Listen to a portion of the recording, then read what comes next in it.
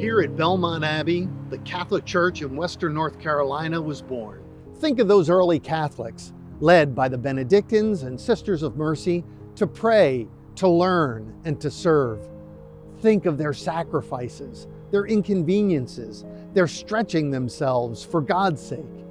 We are here today because of them. What will future generations say of us? Will we have the courage and the audacity to form the world around us into the body of Christ? Will we stretch ourselves to let God's light shine through us? If I have anything to say about it, we will. And I hope you will join with me. The time to marvel at the works of the past is over. Now is the time for each of us to be the marvel that God had in mind when He made us. Let's take a look at some of the ways you reflect God's light when you support the Diocese's annual appeal for support of more than 50 ministries working hard every day with extraordinary results across our diocese. I'm gonna let it shine, this little light of mine. I'm gonna let it shine, let it shine, let it shine, let it shine. Y'all go it. We do a multitude of learning styles here at St. James. Just in our faith formation program, we have close to 600 children this year, and it is very exciting to see that growth. We made sure that we are starting the fire right here, that we are getting everybody excited, building up this energy, and then going out and sharing that light with the world. The church, the parish community here started with the campus ministry. We're very blessed here at UNC Charlotte to have St. Thomas Aquinas Parish right across the street, and you could walk here and the lounge is open and it's very inviting. You come and you experience it, and then you realize this is something that I want to come back to. Our ministry as a whole is a reflection of God's light, whether it be our activities or our small groups that we have for men, women, or our Spanish community. The way that the ministry has impacted all of us, we become a reflection of God's light, especially as we leave college and enter our future careers. In this community, you make them disciples. When becoming the disciples and followers of Jesus Christ, they will love the gospel and be able now to go out there to bring more disciples. And that's exactly what our students are doing here.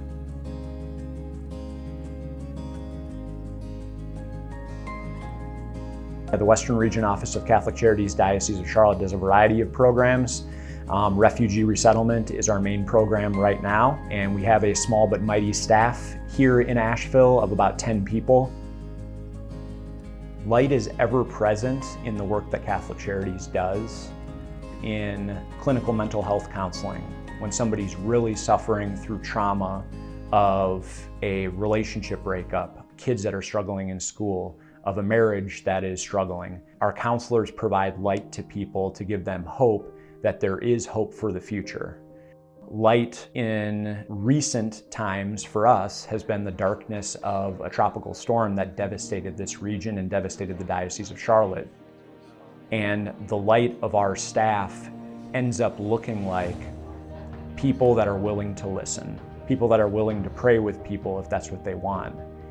But the light ends up being the warmth and the compassion that our staff and volunteers provide, and that the generosity of our donors provide with their financial support. It's so amazing to know that we have people across the diocese that are willing to dedicate their time or their money or their effort, especially their prayers, for the students at the universities, at the public universities, at the campus ministry. Definitely a huge thank you from myself and my students and my peers and all of my friends. God has blessed us in so many ways, so blessings that you have received, share it with others. And that is what we are called to do. That is what Jesus calls us to do.